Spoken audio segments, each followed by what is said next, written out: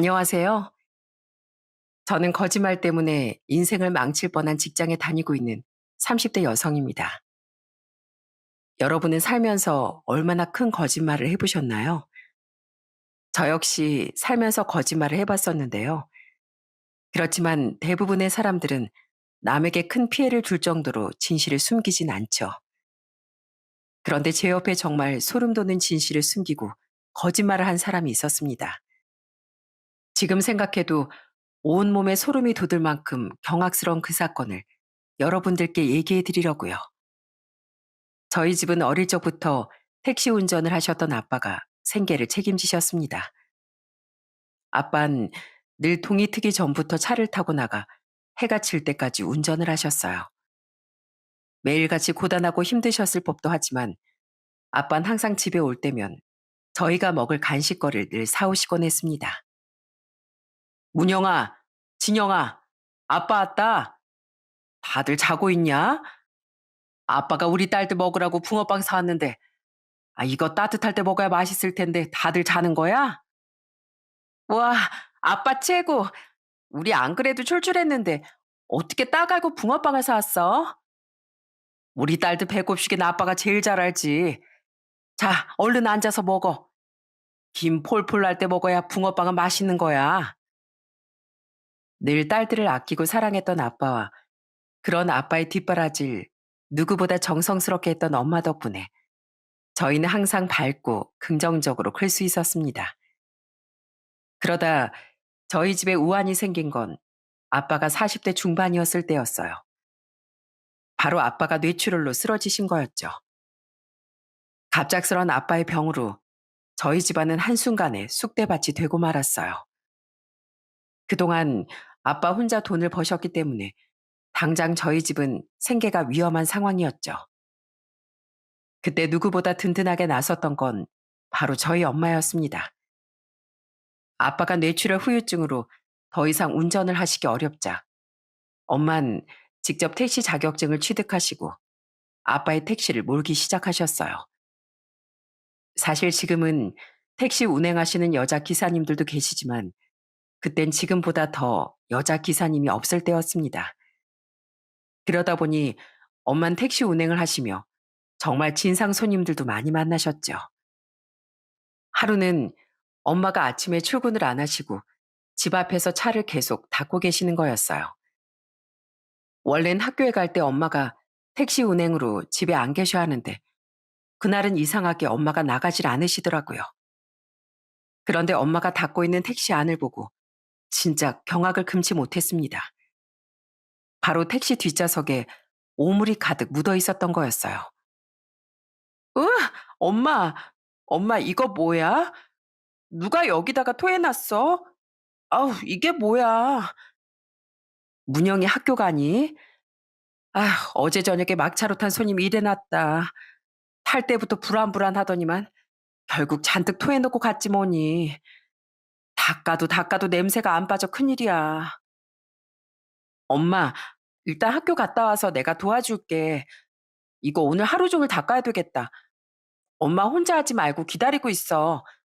나랑 진영이 학교 갔다 와서 도와줄 테니까. 알았지? 정말 1년에 여러 번 택시 안에서 구토를 하는 손님들 때문에 온 식구들이 걸레를 들고 닦고 하루를 아예 통으로 운행하지 못할 때도 많았답니다.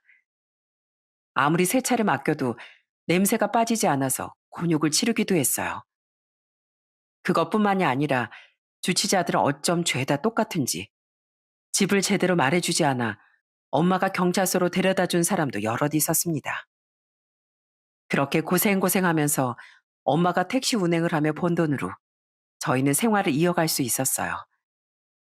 경제적으로 넉넉한 건 아니었지만 그래도 저희는 서로 똘똘 뭉쳐 그 위기를 극복하려고 노력했죠.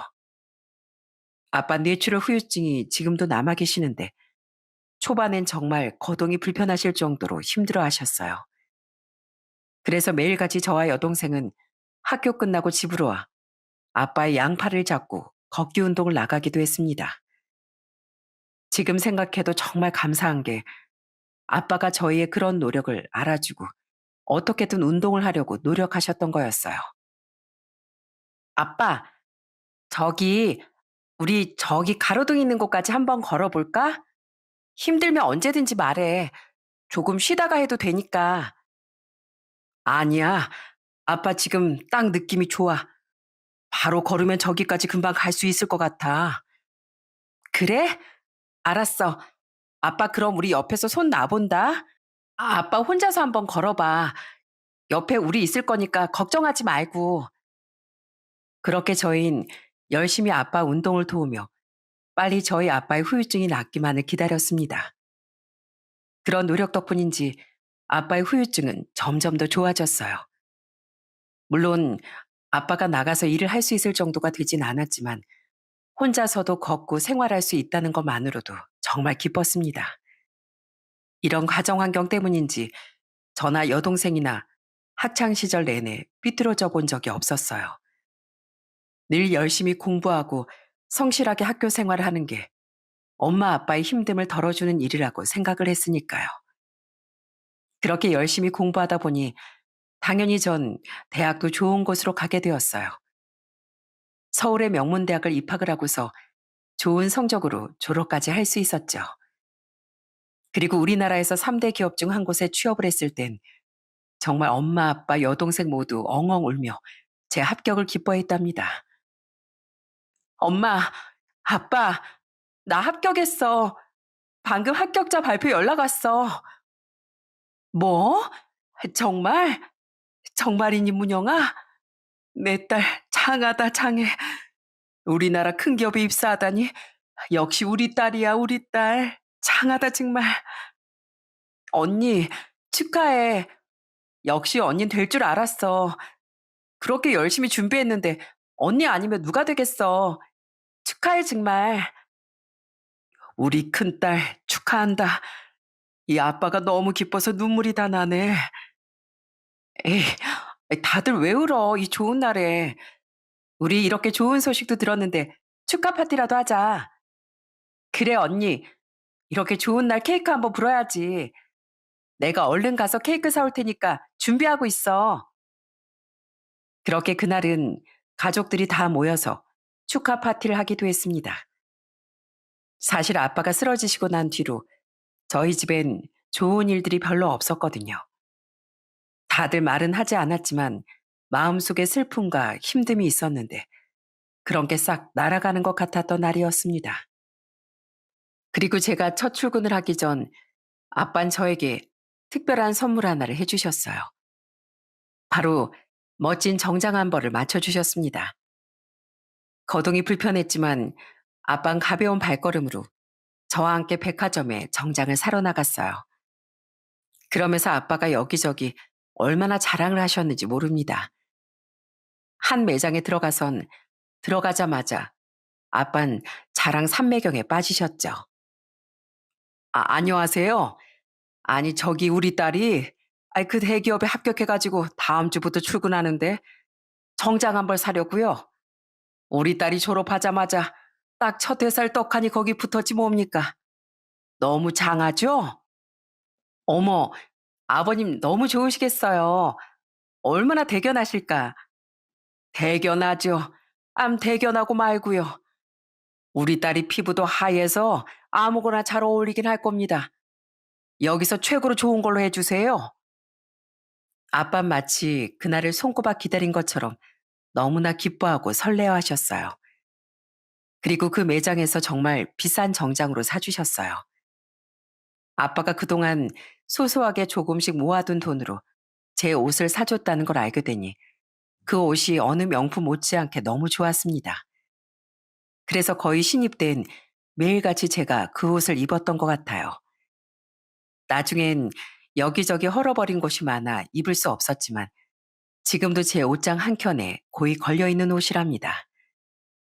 그리고 제 여동생은 대학을 졸업하고서 승무원으로 취업을 하게 되었어요.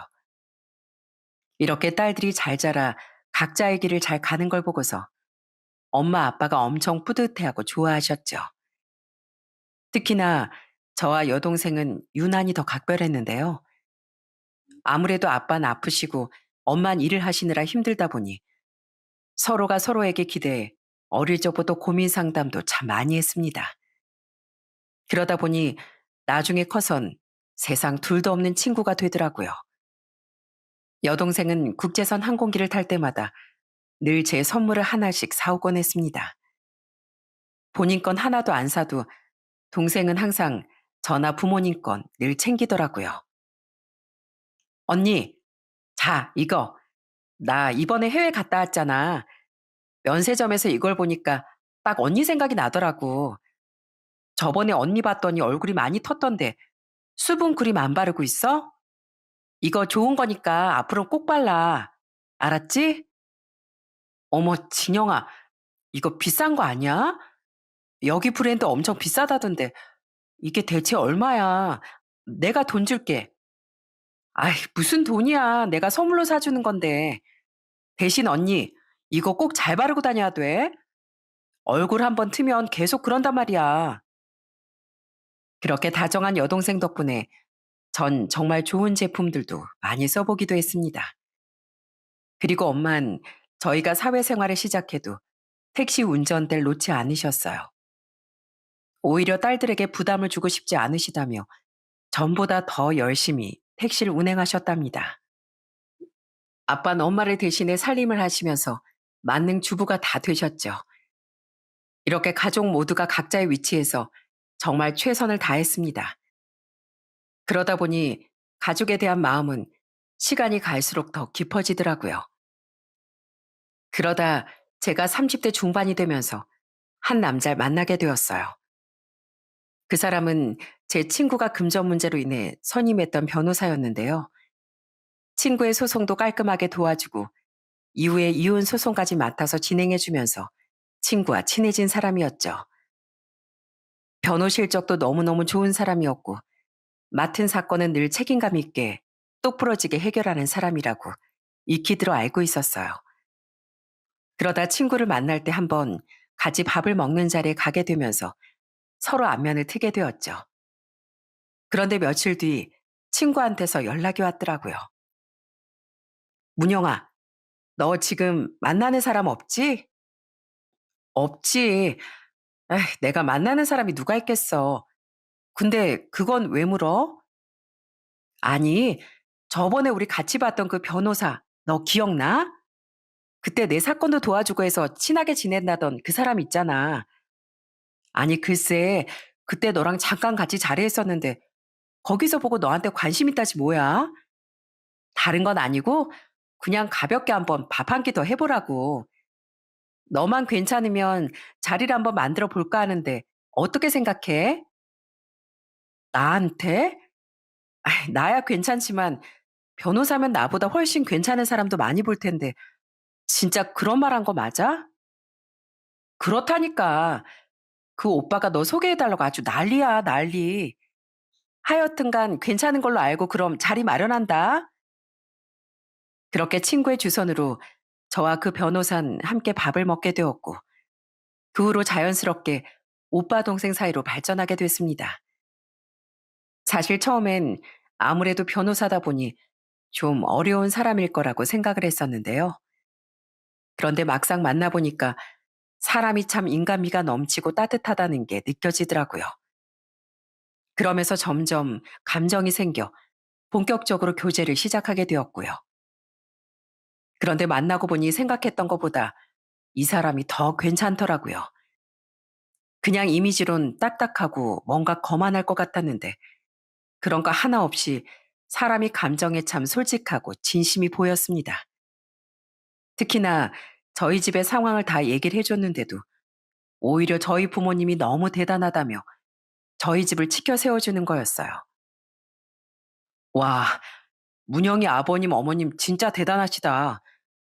어떻게 어머님은 택시 면허 따시고 지금까지 일하시고 아버님은 살림을 하신다고? 그게 말이 쉽지 진짜 쉽지 않은 일인데 내가 이혼 전문 변호사잖아. 그러니까 그 나이 또래 부부들 많이 봤었거든. 근데 그게 진짜 쉬운 일이 아니야. 정말 대단하셔. 그런가? 우리 엄마 아빠가 서로 많이 아껴주시긴 하지만 뭐 그렇게 말할 정도야?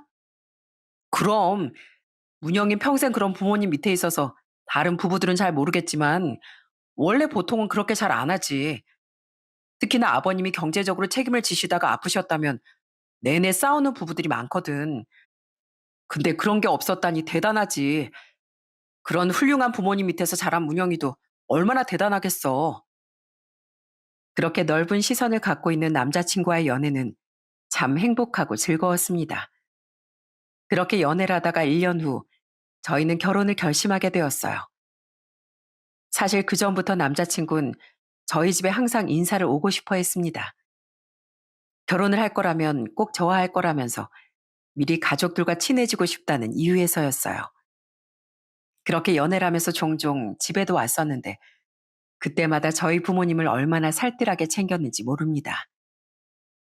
한 번은 아빠가 다리가 불편한 걸 알고 휴대용 안마기도 직접 사서 가지고 왔더라고요. 아버님, 이거 뻐근하실 때마다 편하게 사용하실 수 있어요. 작동 버튼만 누르면 되거든요. 이렇게 강약 세기도 조절하실 수 있고 아버님이 편하게 조정해서 쓰실 수 있어요. 제가 써보니까 좋아서 하나 선물로 드리고 싶어서 가져왔습니다. 아이고, 자네 이런 것까지 준비 안 해도 되는데 괜히 우리 집 올 때마다 부담 주는 거 아닌가 모르겠네. 부담은요 무슨. 문영이 아버지시면 저한테도 소중한 분이신데 제가 더 잘해야죠. 부담 갖지 마시고 편하게 써주세요. 선물로 드리는 거니까 꼭 받아주시고요. 그렇게 매번 저희 집에 올 때마다 남자친구는 선물을 한가득 사오곤 했습니다. 그런데 이상하게 아빤 그게 좀 부담인지 대부분은 다시 돌려보내곤 했어요. 그럼에도 불구하고 남자친구는 꿋꿋이 저희 가족들을 챙기곤 했습니다. 엄마를 위해 좋은 화장품 선물을 해주기도 하고 특히나 여동생에겐 스키 리조트 이용권을 선물로 주기도 했어요. 처제, 이거 내 친구가 여기 직원이거든. 좀 할인받아서 스키 이용권 받아왔어. 처제 매일 비행기 타느라 스키 제대로 못 타봤다고 그때 그랬잖아. 그게 딱 생각나서 말이야. 다음 쉬는 날에 꼭 가서 스키 타고 와. 와, 진짜요? 이거 저 주려고 진짜 가지고 오신 거예요? 와, 진짜 형부 너무 감동이다. 어떻게 내가 스키 타고 싶어 한 거 잊지도 않고 기억했어요. 나 정말 눈물 날 지경이네. 에이, 뭘 이런 거 가지고. 다음에 처제 오래 쉴 땐 내가 한 일주일 쭉 스키 타게 해줄게. 와, 형부, 약속했어요. 다음에 꼭 진짜 그 약속 지켜야 돼요. 그렇게 남자친구는 이것저것 선물 공세로 한심을 사며 저희 가족들의 마음을 홀라당 얻기도 했습니다. 결혼 날짜도 잡지 않았지만 벌써부터 여동생은 남자친구를 형부라고 부를 정도로 남자친구는 여동생을 처제라고 부를 정도로 참 친하게 지냈답니다. 거기다가 저에게도 얼마나 잘했는지 몰라요. 제가 체력이 좀 약하다 보니 사실 종종 아플 때가 많았거든요. 그럴 때면 누구보다 눈치 빠르게 제 컨디션을 체크했던 게 바로 남자친구였어요. 퇴근할 때 제 목소리가 좀 안 좋다 싶으면 바로 회사 앞까지 절 데리러 오곤 했습니다. 문영아, 문영아, 여기야, 여기. 어? 오빠, 아니, 이 시간에 어떻게 여기로 왔어? 연락을 하지. 지금까지 기다렸던 거야? 어, 마침 여기 근처에서 의뢰인 만나고 바로 퇴근할 수 있어서 좀 기다렸지. 자, 이거. 어? 이게 뭐야? 유자차야. 아까 통화할 때 보니까 너 목소리가 좀 안 좋던데 또 목 쉬었어? 어제도 컨디션 별로인 것 같았더니 감기 걸렸구나, 너. 얼른 차에 타. 집까지 데려다 줄 테니까.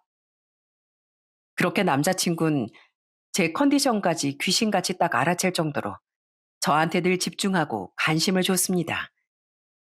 남자친구가 절 데리러 올 때면 전 차에서 편하게 쉴 수 있었어요. 한 번은 또 제 컨디션이 너무 안 좋아서 차에서 깜빡 잠이 든 적도 있었습니다. 그러다 화들짝 놀라서 깨어보니 이미 도착을 해서 거의 1시간이 넘게 제가 자고 있었더라고요. 아, 오빠, 벌써 9시야? 아, 왜 안 깨웠어? 옆에서 그럼 오빠 내내 이렇게 기다린 거야? 아, 나 깨우지. 혼자서 지루했지? 미안해. 내가 오늘 진짜 몸이 많이 안 좋았나 봐. 괜찮아. 난 문영이 너 자는 모습만 봐도 좋아. 그래, 컨디션은 좀 어때? 괜찮아? 그래도 내가 아까 가서 죽 포장해 왔어. 이거, 자, 받아. 집에 가서 꼭 먹고, 그리고 약도 꼭 챙겨 먹어. 알았지? 마음 같아선 계속 쭉 같이 있고 싶은데, 나도 내일 지방으로 출장 가야 돼서 말이야. 맞아. 오빠 내일 지방에 의뢰인 만나러 간다고 했지? 어떡해. 집에 가면 진짜 늦겠다. 미안해, 오빠. 괜찮다니까 그러네. 내일은 내가 문영이 네 얼굴 보지도 못하잖아. 미리 봤다 생각하면 되지 뭐. 얼른 집에 가서 푹 쉬어. 괜히 나 도착할 때까지 기다리지 말고 얼른 자고. 내일 내가 출발하면서 메시지 남길게. 그렇게 하루도 빠짐없이 남자친구는 절 배려하고 위해줬습니다. 솔직히 여러분들도 이런 사람이라면 결혼을 해도 되겠다는 생각이 안 들겠어요? 전 정말 드라마에서나 이런 사람이 있는 줄 알았지. 현실에서 이렇게 다정다감한 사람이 있을 거라곤 꿈에도 상상 못 했습니다. 그런데 그런 다정한 사람이 제 남자친구고 거기다가 결혼을 하자고 했으니 당연히 좋을 수밖에 없었죠. 그렇게 저희는 행복하게 결혼을 준비하게 되었어요. 저희 집에서야 제가 좋다고 하니 굳이 반대를 하는 사람도 없었고요. 거기다가 그전에도 남자친구가 얼마나 잘했는지 가족들이 단박에 찬성을 했습니다. 그 후로 전 예비 시댁에 인사를 가게 되었어요. 솔직히 가기 전부터 긴장감은 정말 어마어마하더라고요. 아무래도 아들이 변호사니까 예비 시댁에서 얼마나 예비 며느리에 대한 기대가 크시겠어요? 제가 가지고 있는 옷들 중에서도 최대한 고급스럽고 깔끔한 옷을 챙겨 입고 두 손 가득 선물을 챙겨 예비 시댁에 인사를 갔습니다. 딱 도착을 해 인사를 한 순간부터 제가 느껴졌던 건 싸늘한 예비 시모의 눈초리였어요.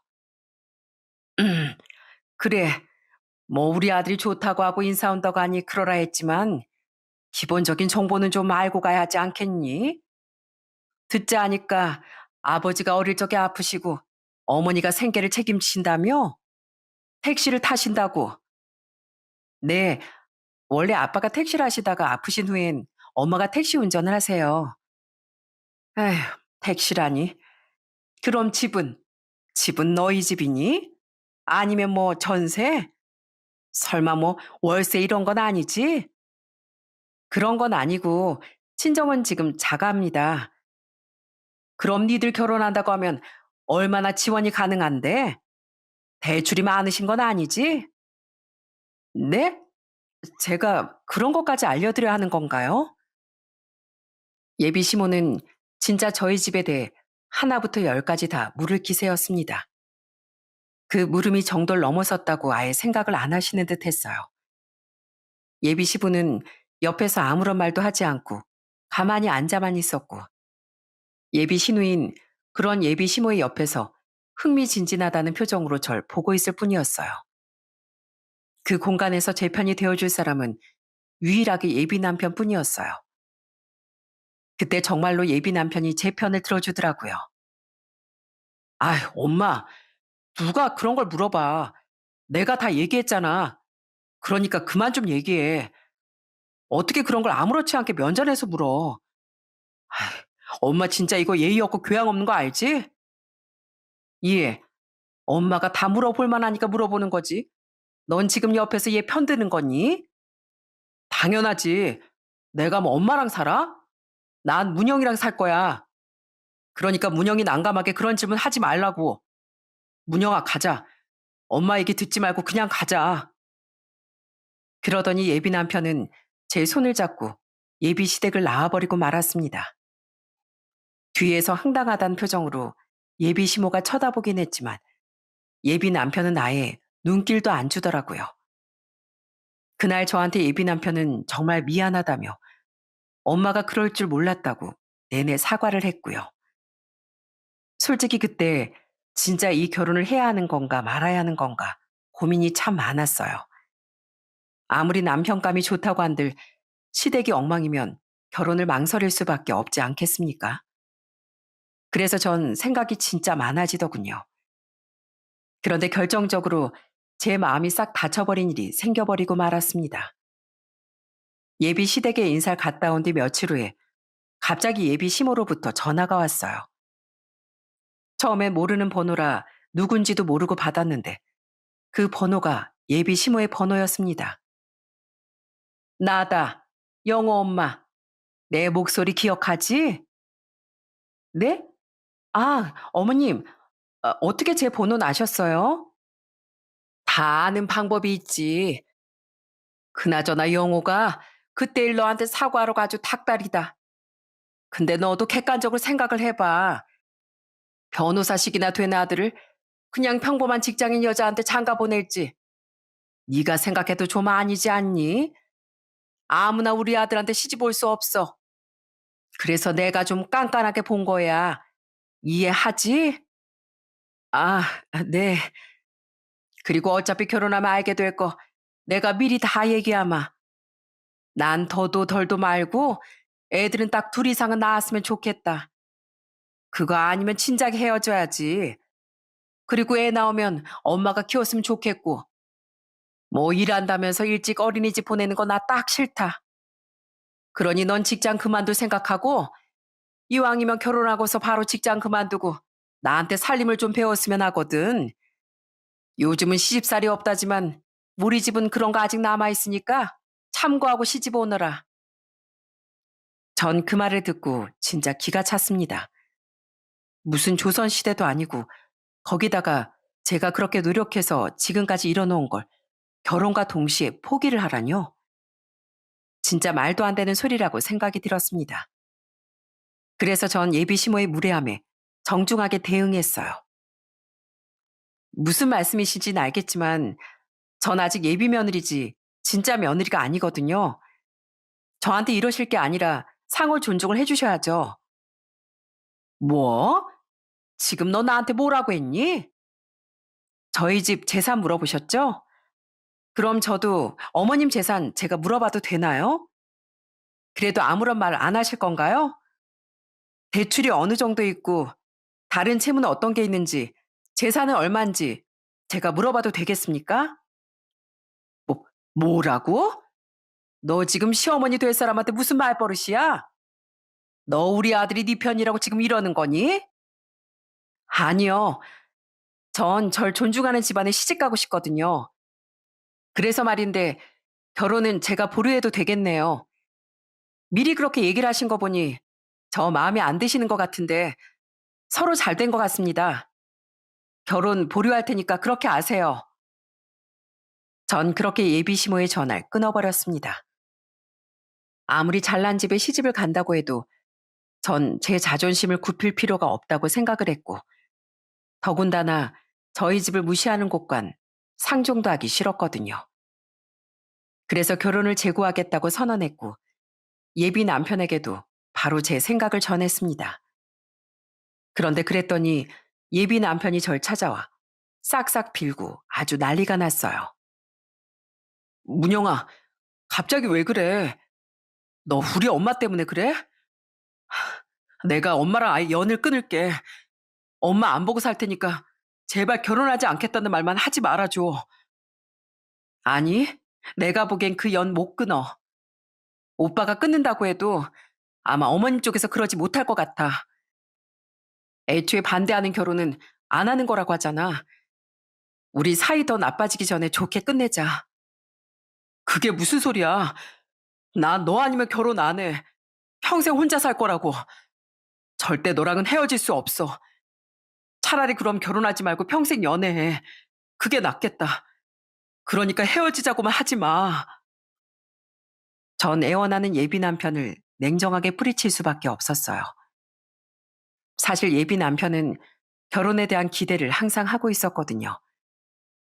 본인 닮은 어여쁜 토끼 같은 자식들을 낳고 아내와 함께 오순도순 살아가는 게 꿈이라는 걸 제가 기억할 정도로 예비 남편은 그렇게 결혼을 늘 꿈꾸고 있었어요. 그러니 제가 어떻게 그 사람을 잡을 수가 있었겠어요? 전 냉정하게 뒤돌아서고 말았습니다. 그런데 그 후로 저한테 뜻밖의 전화가 왔더라고요. 그건 바로 예비 시모였죠. 처음엔 전화를 받지 않으려고 하다가 하루에도 몇 번씩이나 연락이 오길래 결국 받을 수밖에 없었어요. 아가, 나다. 저, 미안하다. 우리 아들이 너 아니면 절대 안 된다고 하더구나. 내가 너한테 상처 준 거 정말 미안하다. 결혼은 그냥 다시 하자꾸나. 어? 내가 진심으로 사과할게. 갑자기 왜 그러시는 거죠? 시간 지나면 다 괜찮아질 겁니다. 이미 전 헤어졌고요. 결혼 안 할 거예요. 예, 문영아. 다시 한 번만 좀 생각해 보면 안 되겠니? 내가 네가 싫어서 그런 게 아니라 우리 아들이 좀 더 괜찮은 조건의 사람을 만났으면 좋겠다는 욕심이 그런 거야. 다 내가 잘못했으니 한 번만 좀 받아주면 안 되겠니? 내가 잘못했다 정말 미안하다. 그렇게 계속해서 예비 시모는 저에게 사과를 했습니다. 그리고 예비 남편도 절 계속 찾아오면서 적극적으로 설득을 했어요. 그리고 그런 모습을 보고서 저희 집에서도 받아주는 게 좋을 것 같다는 얘기를 저에게 하더라고요. 결국 전 한 번 더 이 사람을 믿어보자는 마음으로 결혼을 준비하게 되었어요. 그리고 상견례 날짜도 잡게 되었고요. 저희 집에선 상견례 날짜가 다가오면서 얼마나 설레어 했는지 몰라요. 제가 개혼이다 보니 엄마 아빠도 긴장을 잔뜩 하시고 또 기대도 참 많이 했습니다.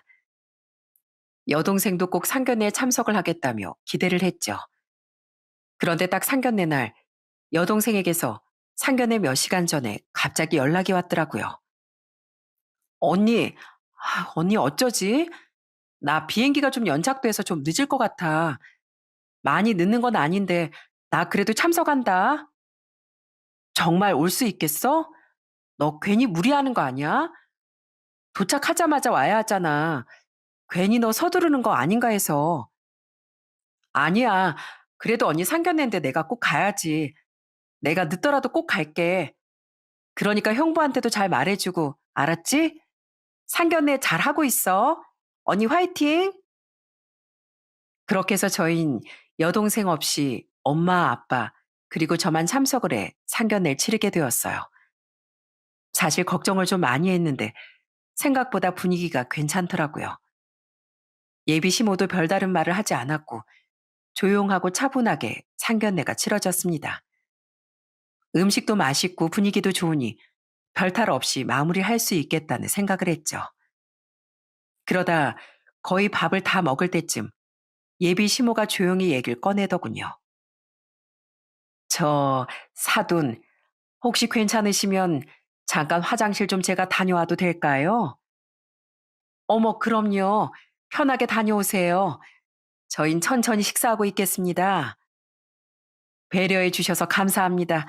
금방 다녀올게요. 엄마, 나도, 나도 같이 가자. 그렇게 예비 시모와 예비 신우는 같이 화장실을 다녀오겠다며 나가게 되었어요. 그렇게 얼마쯤 지났을까 두 사람이 같이 상견례장으로 들어왔고, 그로부터 5분 후엔 제 여동생도 딱 그곳으로 들어왔어요. 그런데 그때 갑자기 여동생이 예비 시모 쪽을 보면서 화들짝 놀라는 거였습니다. 그러더니 뭔가 아는 사람처럼 말을 꺼내더라고요. 어? 맞죠? 아까 화장실에서 맞죠? 근데 뭐예요? 언니 설마 아니지? 뭐가? 여기 이분들은 예비 시댁분들이셔. 이쪽이 어머님, 아버님, 그리고 이쪽이 아가씨. 근데 너 왜 그렇게 놀라? 뭐라고?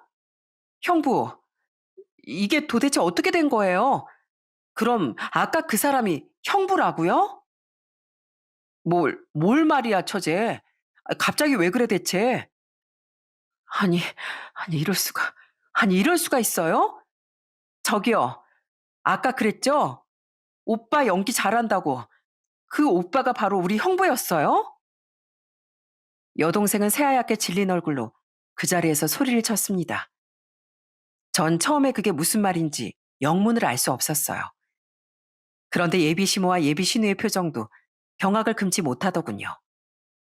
그 모습을 보니 분명 무슨 일이 있었구나 예감이 되더라고요.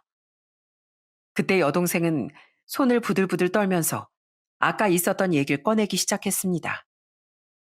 저는 여동생 입에서 나온 말을 듣고 제 머리가 새하얘져 쓰러지는 줄 알았어요. 여동생은 제 예비 남편이 악마의 탈을 쓴 사람이라고 소리를 쳤습니다. 아까 그랬잖아요. 연기 잘한다고. 연기자 해도 되겠다고. 우리 언니가 애 있는 거 알면 어쩌냐고. 들키지 않으면 된다고 그랬잖아요. 진짜예요? 진짜 형부 결혼도 했었고 애도 있는 거냐고요. 그럼 지금 우리한테 사기친 거였어요? 어? 그게 뭐야? 뭐야, 장서방. 그게 다 사실인가? 그게 사실이냐고. 아니, 아버님, 그게 아니라 말 더듬지 말고 똑바로 얘기하게. 이 말이 다 사실이야? 사실이냐고. 사실이든 아니든 내가 제대로 확인해야 되겠어. 당장 가서 자네 가족관계 증명서, 혼인증명서 다 떼서 와. 그거 아니면 내 우리 딸 시집 못 보내네. 당장 가서 떼오라고. 아니, 왜 안 가? 왜 아무 말도 안 하고 서 있는 거야? 그때 아무런 말도 못하고 꿀먹은 벙어리처럼 당황해하고 있는 예비 남편을 보면서 그때서야 깨달았습니다. 진짜 그 말이 사실이라는 걸요. 정말 머리가 핑하고 돌면서 아무런 생각도 나지 않더라고요. 이게 꿈이 아닌가 실감도 안 났고요. 지금껏 제가 알고 있었던 그 다정하고 성실하고 진실되던 예비 남편은 어디 가고 새까만 거짓말로 날 속였다는 게 너무나 소름 끼치고 무서웠어요. 나중에 알고 봤더니 사건의 전말은 이러했어요. 예비 시모와 예비 신우가 마침 화장실에 갔을 때 바로 제 여동생이 상견례 장소로 도착을 했던 거였습니다. 그리고선 먼저 화장실을 들렸던 거였어요. 그런데 그 화장실에 바로 예비 시모와 신우가 있었던 겁니다. 문제는 그 두 사람이 제 여동생을 모르니 그 앞에서 진실을 다 털어놓았던 거죠. 여동생은 워낙 놀라운 얘기라 옆에서 그 말을 다 기억하고 듣고 있었는데 그 두 사람은 여동생이 부든지 말든지 신경도 안 쓰고 신나게 예비 남편의 과거를 다 떠벌렸던 거였어요. 정말로 예비 남편은 결혼하고 거기다 애까지 있었던 거였죠. 아무 말도 못하고 부인조차 못하고 있던 예비 남편이 어쩔 줄 몰라 하던 그때 격분한 엄만 테이블 위에 놓여있던 육회 접시를 집어 예비 남편의 얼굴에 그대로 직구로 날려버렸습니다. 이, 이 양심도 없는 자식. 그러고서도 우리 딸이랑 결혼을 하려고 해? 넌 내가 가만히 안 둬. 어디서 감히. 지금 뭐 하는 겁니까? 왜 우리 귀한 아들한테 음식을 던져요? 귀한 아들이요? 그 귀한 아들이 결혼했던 걸 숨긴답니까? 애까지 딸린 사람인 걸 여태껏 숨기고 있었는데 지금 귀한 아들 소리가 나와요?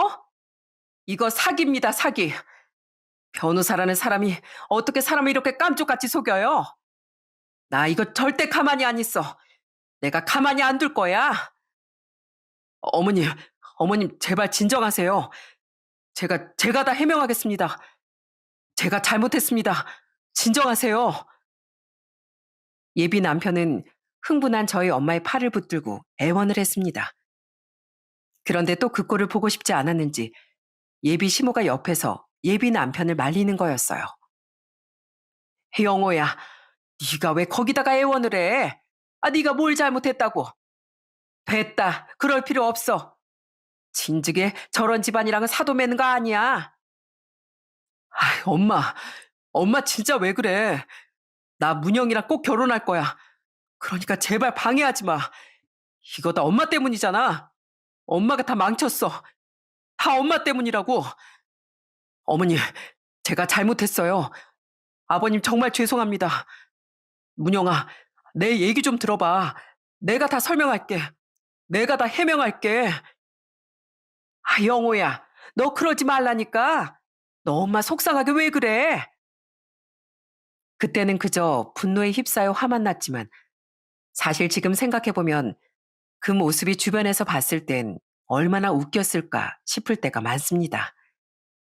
예비 남편 얼굴과 머리엔 덕지덕지 육회가 붙어 있고 그 꼴로 저희 엄마에게 애걸복걸하는데 그 애걸복걸하는 아들을 옆에서 예비 시모가 또 붙잡아 애원하고 있었으니 얼마나 그 꼴이 웃겼겠어요? 그때 아빠가 벌떡 일어나시더니 냉정하게 얘기를 했습니다. 저희 딸 결혼 안 시킵니다. 자네, 우리 딸이 자네보다 뭐가 못났나? 우리 딸, 우리 세상에선 제일 잘난 딸일세. 변호사 사이 없어도 우린 얼마든지 잘 살아. 우릴 기만하고 속였던 거 더는 용서 못하네. 양심이 있으면 더는 붙잡지 말어. 아버님, 그 아버님이라는 소리도 때려치워. 내가 왜 자네 아버님이야? 앞으로 더는 얼굴 볼 일 만들지 말게. 다시 한 번 또 우리 딸한테 접근했다간 그때 내가 가만 안 둬. 여보, 얘들아, 가자. 그렇게 아빤 엄마와 저 여동생을 데리고서 그 상견례장을 빠져나와 버렸습니다. 그때도 예비 남편은 어떻게든 절 붙잡으려고 했지만 끈질긴 예비 시모가 예비 남편의 발을 잡고서 놓아주지 않아 결국 절 잡을 수도 없었어요. 전 애원하는 예비 남편에게 시원하게 소리를 쳤습니다. 문영아, 문영아 한 번만 봐줘. 내가 정말 잘못했어. 그리고 내가 앞으로 정말 잘할게. 우리 그동안 문제 하나도 없었잖아. 이렇게 가버리면 어떡해. 문제? 지금부터가 문제지. 네가 이렇게 큰 거짓말을 해놓고서 문제가 앞으로도 없을 것 같니? 너랑 나랑 끝이야, 끝. 애초에 솔직하지 못한 관계였는데 더 갈 필요가 뭐가 있어? 변호사라는 사람이 어떻게 사람을 이렇게 소름 끼치게 속여? 넌 변호사 자격도 없어. 넌 나한테 한 번이라도 연락해봐. 너 변호사 일도 절대 못하게 해줄 테니까. 그렇게 전 소리를 치고서 그 자리를 나왔어요. 집에 가는 내내 가족들은 진짜 한마디 말도 하지 않았죠. 저 역시 이게 도대체 무슨 일인가 머리가 너무나 복잡했습니다. 진짜 고요한 침묵 속에서 집에 도착을 하고서 엄마는 바로 냉장고로 직행하시더라고요. 그러더니 시원한 맥주를 꺼내고선 저와 여동생 손에도 하나씩 쥐어주셨습니다. 마셔. 니들도 얼마나 속이 타겠냐. 속상한 것도 일단 뒤로 미루자꾸나. 아휴, 오늘은 너무 열불이 나서 안 되겠어. 그냥 우리 마시고 잊어. 그렇게 그날은 저와 엄마, 여동생이 모여서 술만 엄청 마셨습니다. 아빠 못 드시니 셋이서 끊임없이 술을 마셨던 것 같아요. 근데 마셔도 참 속상한 마음은 가라앉질 않더라고요. 무엇보다 저 때문에 이런 상황을 가족들이 겪었다는 게 제일 속상하더라고요. 그래서 전 말없이 술만 마시면서 내내 고개를 숙이고 있었습니다. 정말 죄송했거든요. 그랬더니 엄만 가만히 절 보시더니 한마디를 하셨습니다. 문영아, 고개 들어. 네가 뭘 잘못했다고 고개를 숙여? 사람이 작정하고 속이는데 별 수 있냐? 됐어. 네가 잘못한 거 하나 없다. 고개 숙일 거 하나 없다고. 그러니까 어서 고개 들어. 그래 언니. 언니가 뭘 잘못했다고 그래. 속인 사람이 잘못이지. 그나마 얼마나 다행이야. 결혼까지 했으면 어쩔 뻔했어. 다행이라고 생각하고 힘들겠지만 후를 털어내야지 뭐. 그러면서 제 등을 톡톡 토닥여주는데 진짜 눈물이 절로 나더라고요. 그날은 진짜 말없이 펑펑 울기만 했습니다. 정말 평생 믿을 수 있을 거라고 생각했던 사람에게 뒤통수를 제대로 맞은 것 같았어요. 어떻게 나에게 이런 일이 있을 수 있는지 한동안은 정신을 못 차릴 지경이었답니다. 그래도 가족들이 있었기에 전 잘 견뎌낼 수 있었어요. 사실 그 충격이 너무 커서 사람을 만나기가 너무 두렵고 힘들었습니다. 전 그러지 않으려고 해도 마음이 자꾸만 다치게 되더라고요. 그런 절 누구보다 이해하고 배려해줬던 건 역시나 가족뿐이었습니다. 진짜 가족들 덕분에 힘든 시간을 잘 이겨내고 견뎌낼 수 있었어요. 솔직히 그 기간 동안 전 예비 남편은 엄청나게 제게 매달렸습니다.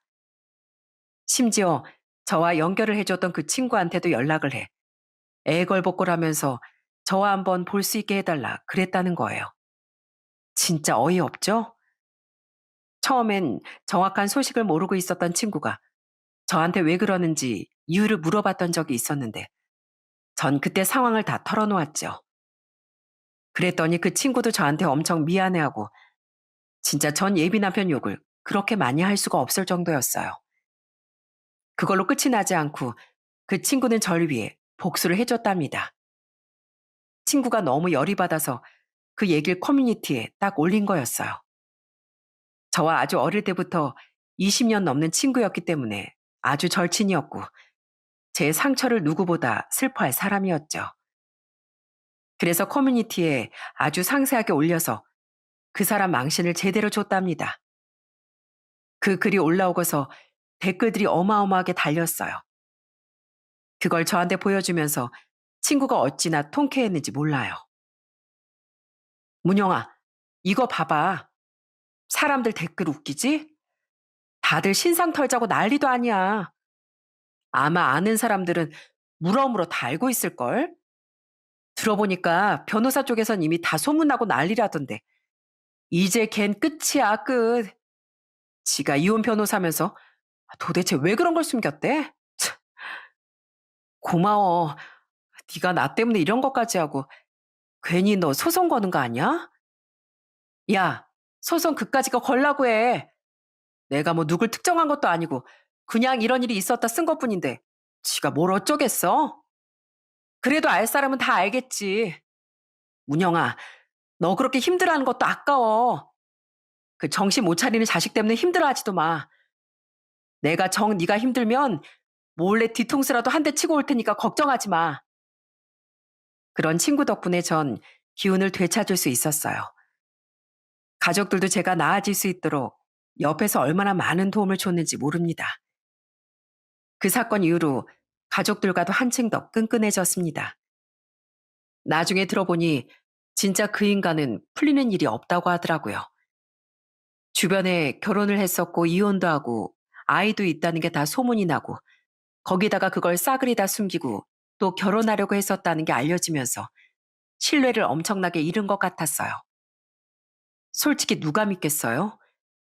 변호사란 직업이 신뢰가 제일 중요한 직업인데 본인 자체가 거짓으로 똘똘 뭉친 사람이니 믿고 의뢰할 사람도 없겠죠. 그래서 변호사 사무실에서 일하던 그 사람은 거의 잘리기 일보 직전이라고 들었습니다. 아마 다음에 또 누굴 만날지도 모르겠지만 한동안은 또다시 결혼을 꿈꾸긴 어렵지 않을까 싶네요. 그 지독했던 시무를 다 참고 결혼을 하는 사람도 없을 것 같고요. 저희 가족들은 다시 일상을 되찾았습니다. 그렇지만 딱 하나 바뀐 게 있는데요. 그건 바로 어떤 사람을 만나든지 뒷조사를 하게 됐다는 거였죠. 몰래 뭐 깊이 알아보는 건 아니지만 혹시라도 숨기는 게 있는 건 아닌가. 애초부터 어느 정도 정보를 알아보게 되더라고요. 이번에 제 여동생도 결혼을 전제로 연애를 하게 되었는데 연애를 하기 전부터 진짜 엄청 꼼꼼하게 따져보고 확인을 하는 걸 보니 참 그때 일이 크긴 컸구나. 새삼 다시 생각하게 되었죠. 그리고 요즘은 엄마 아빠가 제 퇴근 시간에 맞춰 늘 제 배웅을 하러 나오세요. 딱 차에서 내리면 현관문 앞에서부터 고개를 빼꼼히 내밀고 기다리는 엄마 아빠를 볼 때가 많답니다. 그럴 때마다 전 참 든든하고 기분도 좋더라고요. 딸, 얼른 와. 오늘은 우리 딸 좋아하는 김치전이랑 감자전 해놨어. 막걸리도 시원하게 냉장고에 넣어놨는데 얼른 먹자. 아빠가 너 오기만을 기다렸다니까. 진짜? 아, 진작에 말하지. 그럼 아예 일 다 빼고 오는 건데. 우리 엄마 김치전은 세상에서 제일 맛있잖아. 오늘 한번 배 터지게 먹어야지. 그래. 오늘 아주 푸짐하게 먹으라고 네 엄마가 아주 한 바가지를 해놨다. 아, 얼른 들어와. 피곤하지 우리 딸? 얼른 먹고 푹 쉬자. 매일 다정한 부모님 곁에서 그렇게 전 행복하게 잘 지내고 있답니다. 물론 간혹 욱하면서 감정이 올라올 때가 종종 있지만 시간이 지나면 더 나아질 거라고 생각해요. 여동생은 지금도 승무원으로 열심히 일을 하면서 해외도 자주 나갔다 오고 바쁘게 지내고 있어요. 사실 전 제 여동생이 제 운명의 구원자라는 생각이 들어요. 여동생이 없었다면 그날의 진실을 아마 평생 모를 수도 있지 않았을까 싶거든요. 그래서 전 그런 여동생에게 앞으로 더 잘하려고요. 요즘 세상이 참 사람을 믿기 어려운 시대죠. 저도 이번 사건을 겪으면서 더 많이 그 말을 실감하고 있습니다. 그래도 거짓으로 똘똘 뭉친 사람도 물론 많겠지만 누구에게나 진실로, 진심으로 대하는 사람들도 많을 거란 희망은 여전히 놓지 않고 있어요. 우리 세상이 거짓말로만 가득 차 있다면 어떻게 세상이 이렇게 돌아갈 수 있겠습니까? 사필 귀정이라는 사자성어가 있죠. 결국은 진실은 드러나기 마련이고 일은 반드시 바른 대로 돌아간다는 뜻입니다. 아무리 시간이 걸리더라도 그릇된 일은 결국엔 바로 잡힐 수밖에 없는 겁니다. 그러니 여러분들도 거짓보단 진실된 마음으로 이 세상을 정직하게 살아가다 보면 행운은 여러분에게 더 손을 내밀 거라고 생각합니다. 모든 분들의 정직함에 늘 행운이 가득하시길 바라며 이만 사연을 마치도록 하겠습니다. 들어주셔서 감사합니다.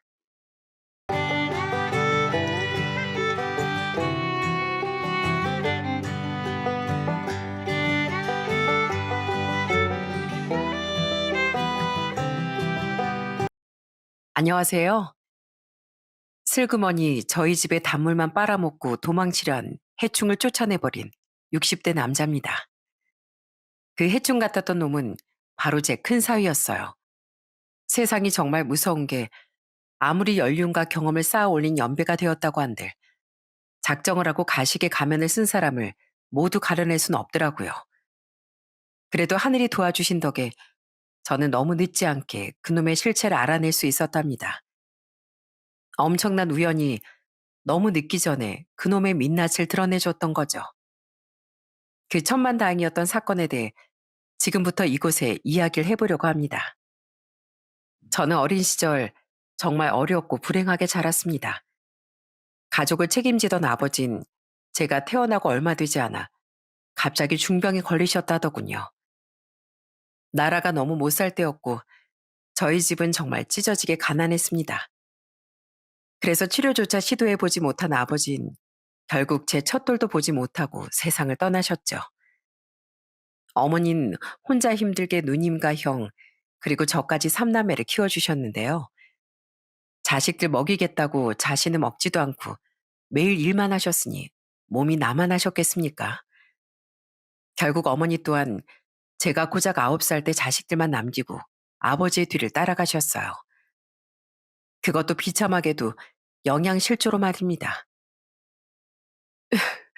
내가 어떻게 너희들을 남기고 편하게 눈이나 감겠니? 미안하다 얘들아. 당시 중학생이었던 누님은 동생들을 책임지겠다며 학교를 그만두고 공장에 나가기 시작했어요. 16도 아니었어요. 고작 15세 너무 어린 나이였죠.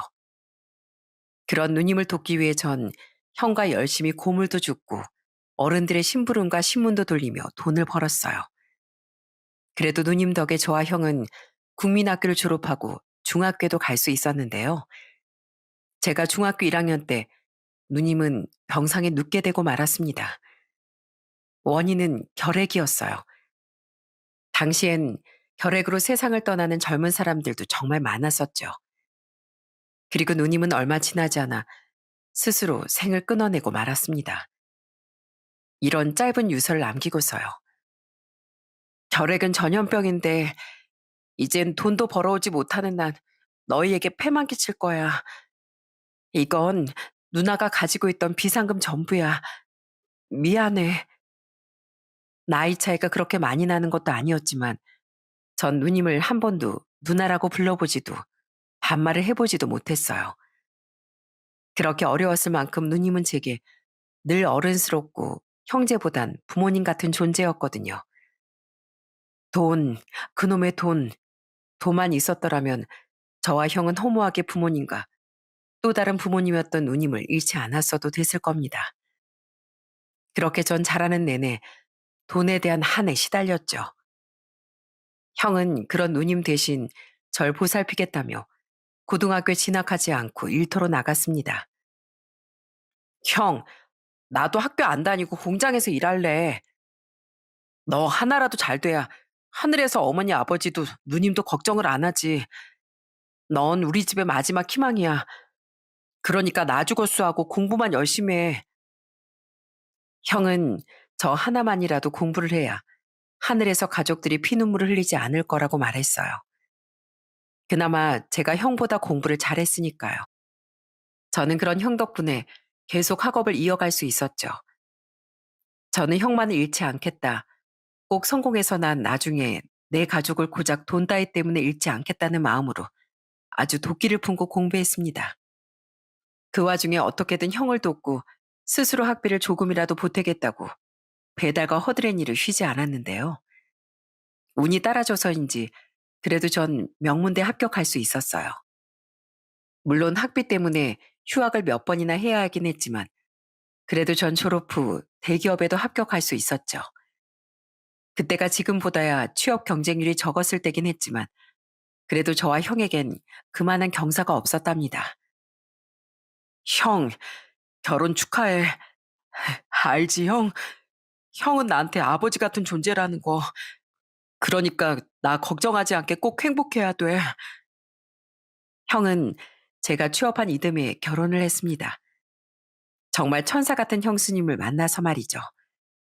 전 그때 1년치였지만 그동안 받았던 월급을 차곡차곡 모아 전부 형에게 축의금으로 주었어요.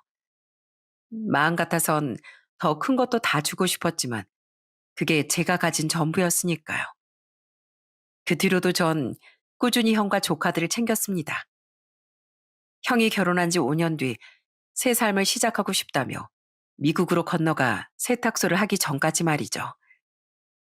형은 난항을 겪긴 했지만 그래도 미국에서 잘 적응해 지금까지도 미국에서 살고 있습니다. 저는 그런 형이 미국에서 잘 자리 잡을 수 있도록 초반엔 계속 돈을 좀 보내줬는데 형은 그런 제게 많이 미안해했죠. 전 형이 제게 해준 걸 그저 당연하게 갚은 거였는데도요. 그리고 형이 결혼한 지 2년 뒤 저와 결혼했던 제 아내는 그 모든 걸 이해해준 정말 고마운 사람이었어요. 아주버님 아니었으면 지금의 당신도 없었을 거잖아요. 난 우리가 좀 힘들게 살아도 당신이 아주버님한테 몇 배로 은혜를 갚는 게 마땅하다고 봐요. 잘했어요. 선을 봐서 결혼한 형과 달리 전 연애 결혼을 했습니다. 아내는 절 좋게 봐주신 회사 상사의 외동딸로 장인어른께서 저와 아내를 이어주셨던 거죠. 아내와 결혼해서 전 딸 둘, 아들 하나를 낳았는데 장인어른과 장모님께선 정말 물심양면 저희 집을 도와주셨어요. 특히 장인어른은 형을 미국에 보낸 뒤 기댈 곳이 없던 제게 정말 든든한 지원군이자 아버지 같은 존재가 되어주셨습니다. 아유, 장인어른, 저도 벌 만큼 법니다. 왜 자꾸 뵐 때마다 제 지갑에 돈을 넣어주세요? 남잔 말이야. 자고로 지갑이 두둑해야 어딜 가서든 어깨가 펴지는 법이야. 나도 참 힘든 세월을 살았지만 그래도 난 자식이 하나였지 않은가.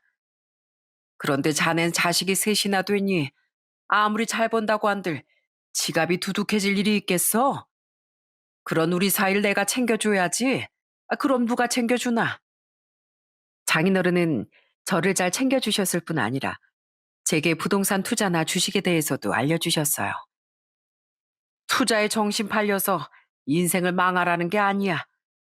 적어도 돈의 흐름이 어떻게 변화되고 어떻게 가진 걸 더 불릴 수 있는진 잘 알아놔야 된다는 거지. 나라가 성장할 때 자네도 같이 성장해야 식구들을 잘 건사할 수 있는 거네. 그런 장인어른 덕에 저는 월급에 비해 재산을 더 착실히 불릴 수 있었어요. 비록 회사 일만으로도 눈코 뜰 새 없이 바빴었지만 저는 내 가족들만은 더 여유롭게 살게 하고 싶다는 일념 하나로 정말 지독히도 치열하게 살았죠. 장모님이 먼저 돌아가신 후 저는 제 인생의 스승님이나 다름없는 장인어른을 마지막 순간까지 모시고 살았었는데요.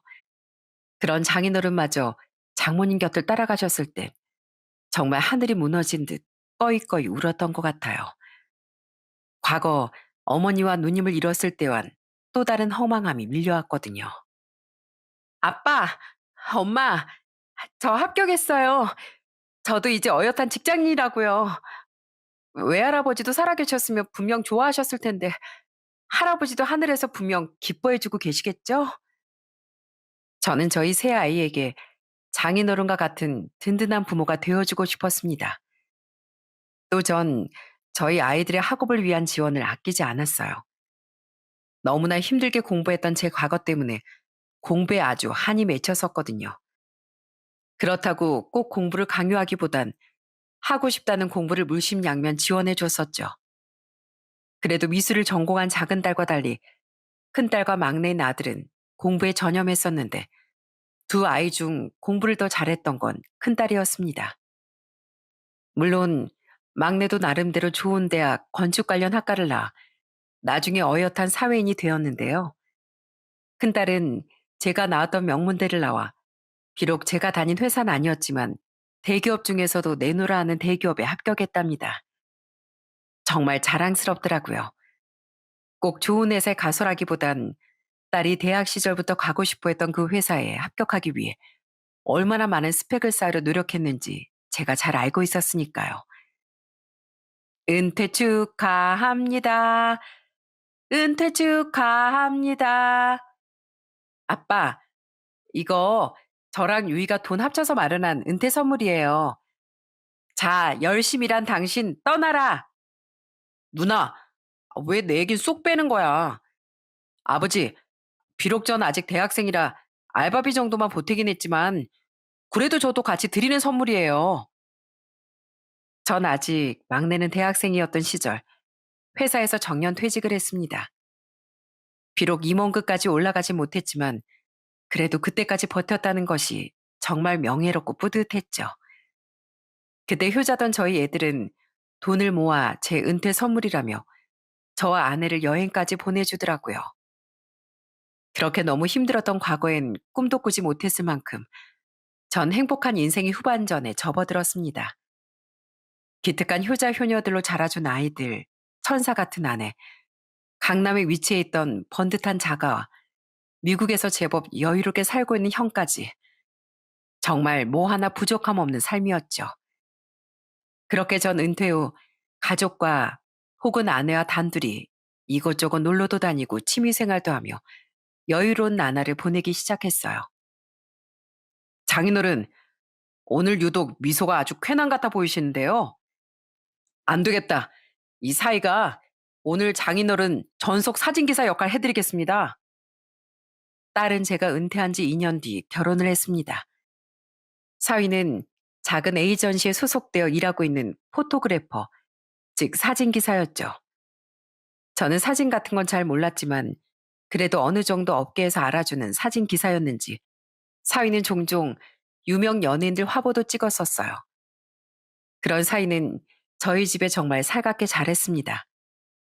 젊은 사람이 어른 노릇도 할 줄 알아 저희 작은 딸과 막내를 볼 때면 용돈도 한 번씩 턱턱 주기도 했죠. 자, 처제는 20만 원, 처남은 15만 원. 에이, 매영. 우리도 다 큰 성인인데 무슨 용돈을 이렇게 주세요. 저도 돈 벌어요. 아니, 근데 왜 작은 누나 20만 원인데 전 5만 원 적게 주세요? 그래도 누나가 동생보단 좀 더 대접을 받아야지. 그만큼 나중엔 처제가 처남한테 더 베풀걸. 내가 아무리 다 큰 성인이라도 처제랑 처남을 챙기고 싶어 하는 것처럼 말이야. 또 사위는 저와 집사람과 놀러 갈 때도 종종 우리를 따라오곤 했습니다. 물론 저희 딸도 함께였지만 보통 사위들은 그런 일을 불편해하는 경우도 많잖아요. 그런데 사위는 먼저 제게 전화를 걸어 다음엔 언제 놀러 가냐고 같이 가자고 자주 물어보더라고요. 나이 든 사람들이랑 놀러 다니는 게 뭐가 재밌어? 저희 둘이서도 잘 놀러 다녀요. 집사람이 저희 부모님을 잘 챙겨준 덕에 저희 부모님 뵈러도 자주 가고요. 그냥 전 장인 장모님이 너무 좋아서 그런 거예요. 그리고 이건 장모님껜 비밀인데요. 솔직히 제가 장인어른을 너무 좋아하고 존경하거든요. 장인어른은 같은 남자로서 정말 제 인생의 롤모델이세요. 조금은 어려운 집안에서 자란 사위인 자수성가한 절 존경한다고 종종 말하곤 했습니다. 그래서 저도 그런 사위를 더 챙겨주고 싶었던 것 같고요. 비록 사위가 재테크엔 재능도 없고 큰 관심도 없다기에 제가 장인어른께 배운 것처럼 재산 형성에 관련된 지식을 알려주지 못했지만요. 저희 가족 사진도 열과 성을 다해 찍어주고 작은 딸이 결혼할 때 웨딩 사진 기사 역할도 모두 자처하며 정말 저희 집을 친가족처럼 여겨준 사위에게 저도 해줄 수 있는 많은 걸 해주고 싶었죠. 사위가 자신의 롤모델이 저라고 말해줬듯 장인으로서의 제 롤모델은 제 장인어른이었으니까요. 저는 제가 장인어른께 받은 따뜻함을 제 사위에게도 고스란히 물려주고 싶었어요. 그래서 종종 사위의 지갑도 두툼히 채워주고 사돈 어른들의 선물도 고가품으로 정성스럽게 챙겨서 보내곤 했죠. 그리고 그런 딸과 사위가 결혼한 지 4년 뒤 손주까지 낳았을 땐 저희 딸도 마찬가지였지만 사위가 정말 장하게 느껴지더군요. 아휴, 요즘 어깨가 왜 이렇게 뻐근한지 몰라. 계속 일을 안 하니까 괜히 건강도 안 좋아지는 것 같고. 그런데 하도 열심히 살아서였는지 그 행복하고 평온한 나날 속에서 불만족스러운 부분이 생기더군요. 당시 큰딸이 결혼한 지 5년이 지났을 무렵이었는데요. 평생 일하던 사람이 계속 집에 있으려니 좀이 쑤시고 괜히 건강도 안 좋아지는 것 같더라고요. 운동을 한다고 했지만 체력도 떨어지는 것 같았고요. 일하던 사람이 집에만 있으면 병이 난다더니 그 말이 뭔지 알 것 같더라고요. 그래서 전 소일거리를 알아보기 시작했습니다. 그러다 저처럼 은퇴했던 한 직장 동료가 소일거리로 대리운전을 하고 있다는 말을 듣고 저도 대리운전을 시작하게 됐죠. 당신이 돈이 없는 것도 아니고 대리운전하면서 험한 일을 많이 겪는다는데 왜 그 밤에 나가서 일을 하려고 해요? 평생 힘들게 살았으면서 난 당신이 고생하는 거 더는 보기 싫어요. 당신도 알잖아. 계속 내가 다시 일할 거리 찾고 있던 거. 난 집에만 있는 게 더 고생하는 거야. 그리고 들어보니까 그렇게 진상만 있는 것도 아니고 나름 할만하대. 정 못하겠으면 그만둘게. 아내는 영 못마땅해 했지만 그래도 제 의견에 존중해 주더라고요. 대신 전 자식들은 모르게 했습니다. 결혼한 두 딸도 직장 문제로 독립해서 살고 있던 아들도 늘 부모 걱정이 많은 애들이었거든요. 걱정 끼치기가 싫었던 거죠. 그리고 그렇게 일을 시작해보니 걱정했던 것보다 더 할만하더라고요. 비록 전 술, 담배를 즐기지 않아 술 취한 손님에게서 풍겨오던 술과 담배 냄새 때문에 늘 마스크를 끼고 있긴 했지만요. 그렇게 제가 일을 시작한 지 2달 정도 지났던 어느 날이었습니다. 당시 아직 휴직 중이었던 큰딸은 한 번씩 주말에 저희 집에 놀러 왔었어요. 저도 저지만 제 아내가 손주를 너무 보고 싶어 하기도 했고, 겸사겸사 딸도 자기 엄마 덕에 육아해서 좀 쉴 수 있었으니까요. 사위도 매번은 아니더라도 거의 자주 함께 왔었죠. 그날도 딸과 사위는 손주를 데리고 저희 집에 놀러 왔었는데, 사위가 제게 긴장한 표정으로 부탁을 하나 하더군요.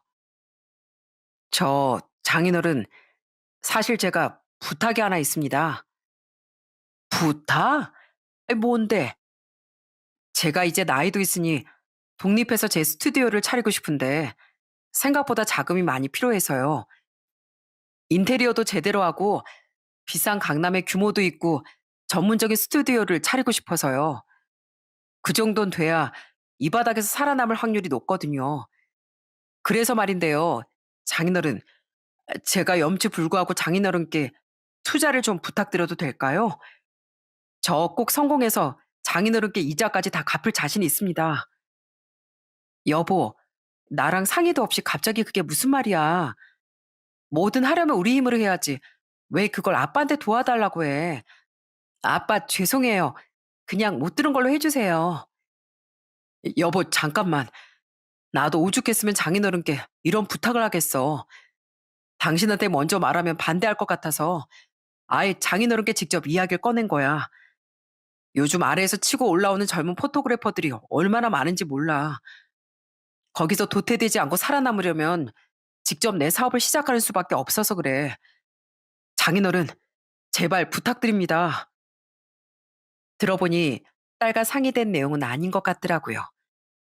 하지만 사위의 눈은 정말 간절해 보였답니다.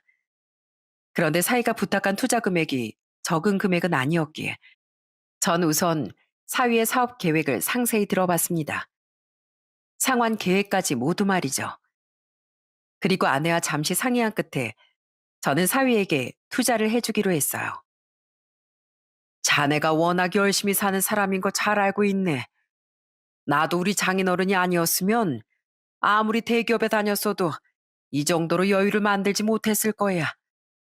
받은 만큼 나도 베푸는 것이 마땅한 도리 아니겠어? 자네 포부를 믿고 한번 도와주겠네. 감사합니다, 장인어른.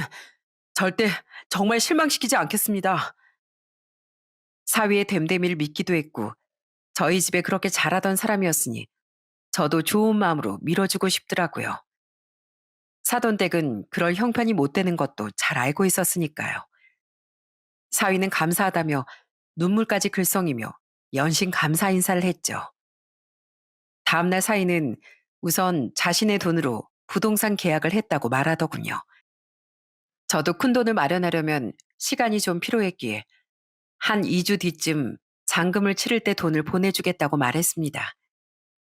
그때까진 고작 며칠 뒤 찾아올 엄청난 반전은 상상도 못한 채 말이죠. 그날로부터 일주일쯤 지난 금요일이었어요. 당시 딸은 전주처럼 둘이 지난 지 얼마 안 된 손주를 데리고 저희 집에 왔었고요. 그래, 송서방은. 아, 오늘 스튜디오 회식 있대요. 요즘 야간 촬영이다 뭐다 피곤해하는 것 같길래 전 친정에 가 있을 테니까 내일은 혼자 집에서 늦잠도 자고 푹 쉬라고 말해놨어요. 저 여기서 내일까지 있다가 가도 되죠? 당연히 되지. 손주 바보인 네 엄마 저렇게 좋아하는 모습 좀 봐라. 이틀이 아니라 아예 2년을 여기 있는다고 해도 쌍수를 들고 환영할 거다. 그날 저녁 전 친구를 만난다는 핑계로 딸 몰래 대리운전을 하러 나왔습니다. 다 알고 있는 아내가 눈을 흘겼지만 허 웃곤 말이죠. 그냥 손주 장난감 값이라도 벌어 와야겠다는 마음으로 얼른 몇 건만 띄고 들어갈 생각이었어요.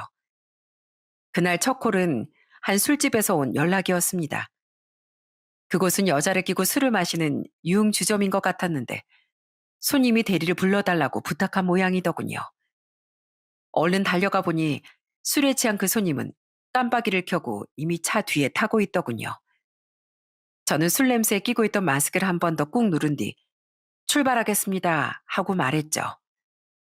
그 손님은 뒤에서 누군가 통화를 하기 시작했는데요. 이상하게 목소리가 너무 낯이 익은 겁니다. 어, 뭐해? 나 지금 대리 불러서 출발했어. 저는 슬쩍 백미러로 손님의 얼굴을 확인하곤 깜짝 놀랐습니다. 그 사람은 바로 큰 사위였거든요. 회식을 한다더니 무슨 회식을 유흥주점에서 한 건가 싶기도 하고 어떻게 마주쳐도 여기서 마주치나 싶어 당황스럽기도 했어요. 우선 아는 척을 할까 했는데 통화 내용이 뭔가 심상치가 않더라고요. 그래서 우선 조용히 내용을 들어본 전 정말 기절초풍할 뻔했습니다. 오빠 오늘 회식 있었잖아. 뭐 사실 회식이라기보단 접대지 접대. 그 새로 차린 스튜디오 관련해서 사람들 좀 만났어. 일 관련되면 다 회식이지 뭐. 그래서 여자 나누 유흥주점에 좀 갔었는데 우리 예쁜이 속상하게 만들 일 없으니까 아무 걱정하지 마세요. 나 오늘 너희 집으로 가도 되지? 뭐 사실 이미 가고 있지만. 치, 그럴 거면서 뭘 물어. 오빠 아내는? 아, 애엄만 친정 같지롱. 그러니까 우리 예쁜이 보러 오빠 바로 갈게. 나와서 기다리고 있어. 차 안이 조용하기도 했고 사이가 통화 볼륨을 높게 키워놓은 건지 상대편 여자의 목소리도 대충 들리더군요. 그러니까 대화 흐름상 사위는 바람을 피우고 있는 것 같더라고요. 제 딸과 제 앞에선 세상 순진한 척 착한 척 하던 놈이 말입니다. 정말 소름이 돋더라고요. 그러다가 아내한테 들키면 어쩌려고. 걱정 마. 내가 워낙 철두철미하거든. 절대로 들킬 일 없어. 집사람은 내가 휴대폰이 두 개인 줄도 몰라. 내가 이 휴대폰으론 자기하고만 통화하잖아. 그래서 난 내 원래 휴대폰은 집사람한테 마음껏 보라고 비밀번호도 다 알려줬다니까. 집사람은 내가 바람 피우고 있는지 상상도 못하고 있을걸. 피, 근데 우리 언제까지 이렇게 몰래 만나야 되는 거야. 조금만 기다려. 내가 사업 성공만 하면 바로 아내랑 이혼할 거야. 이 오빠가 무조건 성공할 테니까 믿고 기다려. 알겠지? 자기한테 정말 미안해. 아, 이렇게 숨어서만 만나게 해서. 그래도 우리한테 금방 좋은 날이 올 거니까 조금만 참자. 사랑해. 이따 봐. 끝까지 들어보니 바람이 확실하게 맞았더군요. 그놈은 제 돈을 빌려 사업에 성공하면 바로 제 딸을 버릴 생각부터 하고 있었던 거예요. 속에서 부글부글 끓더라고요. 그놈은 대리기사가 저인 줄은 꿈에도 모른 채 그 다음엔 안사돈과 통화를 하기 시작했습니다. 예, 어머니, 저예요. 아, 술이요? 조금 많이 마셨어요. 그냥 보고 싶어서 전화드렸어요. 그래, 우리 아들이 효자네. 아, 그리고 어머니, 아시죠? 이번에 장인이 저 스튜디오 차려주기로 한 거예요. 아, 진짜 장인 앞에서 감사하다고 울고불고 제가 쇼 좀 했어요. 그러니까 저한테 무려 3억을 투자해 준대요. 3억을. 어머니, 저 진짜 부자 돼서 어머니 아버지께 효도 열심히 할게요. 그리고 저번에 어머니 아버지께 말씀드렸던 그 여자 있죠? 그 사람도 제가 조만간 소개시켜 드릴게요. 벌써? 아이, 너 그러다 애미나 네 장인 장모한테 들키면 어쩌려고 그래. 걱정하지 마세요. 절대 안 들켜요. 집사람 임신했을 때부터 지금껏 피운 바람도 한 번도 들킨 적 없었잖아요. 운전하면서 정말 사고가 날 뻔했습니다. 분노로 온몸이 너무 부들부들 떨려서요. 그러니까 사이는 바람을 피우고 있었고 그걸 사돈들도 다 알고 있었던 겁니다. 저희 딸이 그 집에 정말 잘했던 걸로 아는데 아니 어떻게 사람 거죽을 쓰고 그럴 수가 있답니까? 그 집안 인간들 자체가 다 순쓰레기였던 거예요. 그래도 천만다행이었던 건 하필 그날 사위가 부른 대리기사가 저였다는 거. 그래서 제가 이 모든 정황을 더 늦기 전에 알게 됐다는 거였죠. 전 우선 사고가 날까봐 분노를 꾹 참고 목적지까지 차를 몰았습니다. 그리고 도착하자마자 사위와 함께 바로 차에서 내렸죠. 아저씨, 여기 수고했어요. 대리비예요. 어? 뭐야, 이 아저씨? 저는 그놈이 내미는 돈을 탁 낚아챘습니다. 그 정당한 노동의 대가를 주머니에 쑤셔 넣은 뒤 저는 황당해하는 그놈을 향해 마스크를 벗어 보였어요. 그리곤 그놈의 눈을 똑바로 노려봤더니 그놈은 완전히 기절초풍하더군요. 어? 어? 얼마나 놀랐는지 그놈은 말도 제대로 잊지 못했습니다. 그 순간 바로 앞에서 그놈을 기다리고 있던 상간녀가 아무것도 모른 채 그놈에게 다가오며 팔짱을 끼더라고요. 자기 왔어? 저는 두 연놈의 모습을 휴대폰을 들어 동영상으로 전부 찍어버렸어요. 저도 이곳 사연을 즐겨 듣는 애청자였기 때문에 그런 상황에 어떤 대처를 해야 할지 학습이 되어 있었거든요.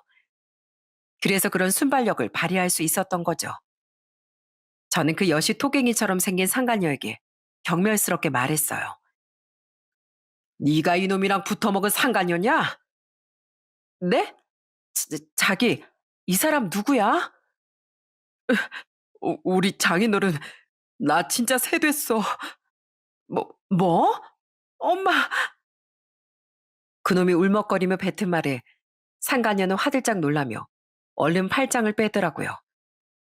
하지만 이미 제 동영상에 다정한 그 둘의 모습은 전부 찍힌 뒤였죠. 저는 계속 동영상을 찍고 있었고 이제야 머리가 좀 돌아가기 시작했는지 그놈은 털썩 아스팔트 바닥에 무릎을 꿇고 싹싹 빌기 시작하더라고요. 이미 제가 차에서 모든 내용을 다 파악한 걸 알고 있었을 테니 뭐라고 둘러댈 생각조차 못하면서요. 장인어른, 제가, 제가 다 잘못했습니다.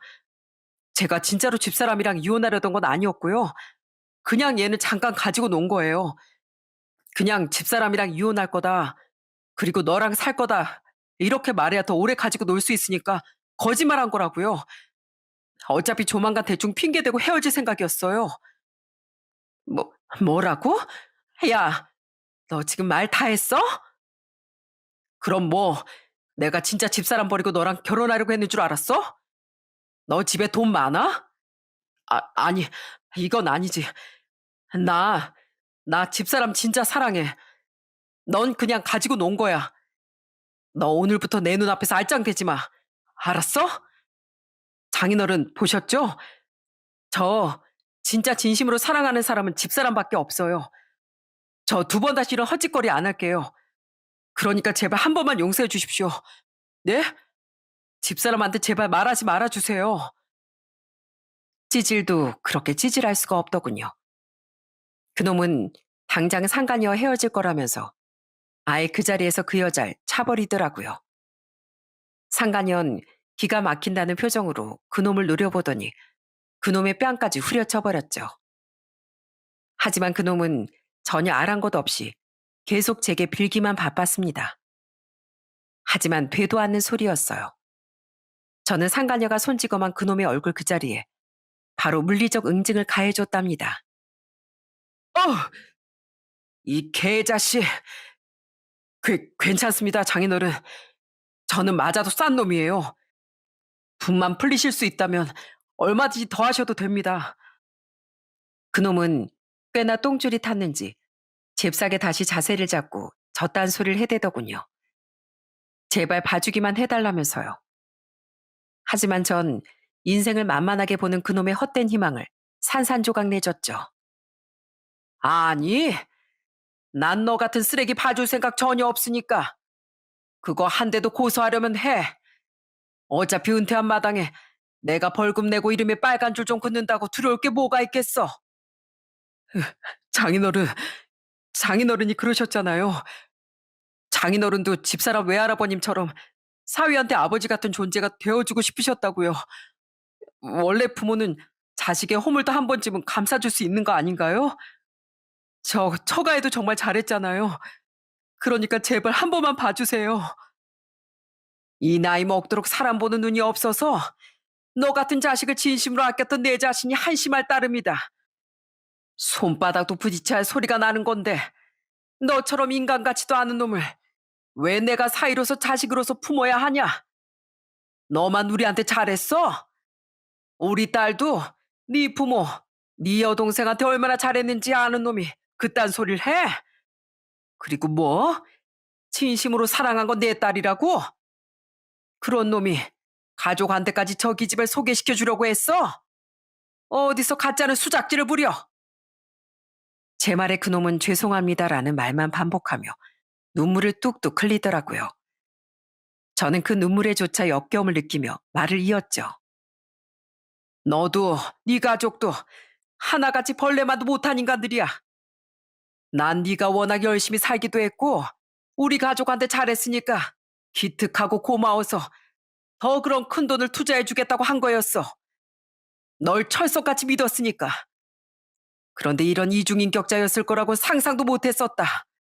나는 해충, 아니 바퀴벌레 같은 너랑 너희 집안에 우리 딸 남겨둘 생각 절대 없어.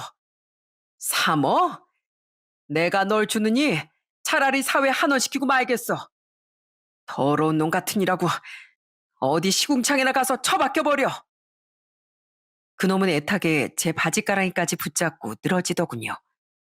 전 그런 그놈의 손을 팍 차버렸어요. 그리곤 그 옆에 아직도 멀뚱멀뚱 서 있던 상간녀에게도 악담을 퍼부어 준 뒤 집으로 돌아왔습니다. 이봐, 당신, 내가 딸 가진 부모로서 하는 말인데 어디서 부모님이 주신 귀한 몸을 스스로 싸구려로 만들고 살아. 감히 유부남을 꼬여내서 내 딸 인생을 망치려고 들어? 너 같은 걸 낳고 네 부모님도 미역국을 드셨을 거야. 그치? 네 부모님이 불쌍하다. 불쌍해. 뭐라고요? 아저씨, 아무리 그래도 부모 욕은 하면 안 되죠. 남의 가정 파탄내고 다니는 짓거리가 바로 부모 얼굴에 먹칠하는 짓이야. 먼저 지 부모 욕먹게 할 짓을 해놓고 어디서 발끈해? 하긴 인성이 그렇게 쓰레기 같으니 저런 쓰레기 같은 놈하고 눈이 맞았겠지. 한심한 인간들. 내 자식이 너 같았으면 난 진즉 혀부터 깨물었을 거야. 부끄러운 줄 알아. 저는 집으로 돌아오자마자 그 쓰라린 이야기를 딸에게 전부 들려주었어요. 증거 영상까지 모두 본 딸도 아내도 완전히 뒤로 고꾸라질 뻔했죠. 심지어 그 상간녀는 딸과도 아는 사이였더라고요.